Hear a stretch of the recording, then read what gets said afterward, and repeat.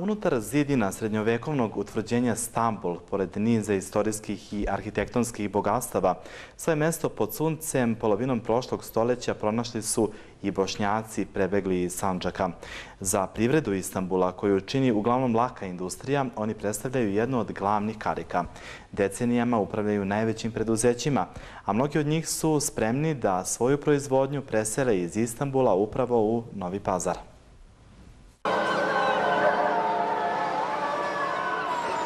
Bošnjaci u Turskoj zadržali su od svoje tradicije dosta.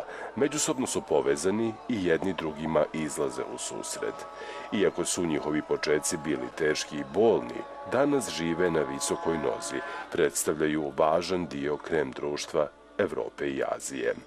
Rad, znanje i upornost urodili su plodom, pa su naši ljudi koji su davno napustili Sandžak danas vlasnici mnogih velikih fabrika, preduzeća i sl. Mi godišnje od 60 do 70-75 hiljada kožnja jakni ovdje proizvodimo i prodajemo. Samo za nas je veliki problem što je Istanbul velegrad, što je dosta skup i radniku je vrlo teško financijski da održava sebe.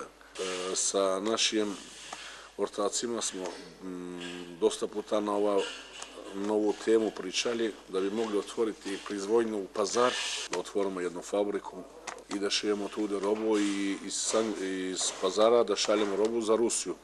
U Rusiju i Ukrajinu imamo puno prilika za to da otvorimo tamo.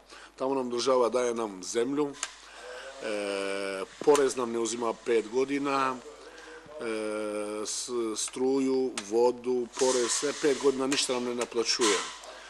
I srpska država, ja mislim i oni da imaju te neke statuje, kad bi tako nešto bilo, ja mislim i da će da bude, ako nešto tako bude, mislimo stvarno da otvorimo u Novom Pazaru. Svake godine novu kolekciju pravimo.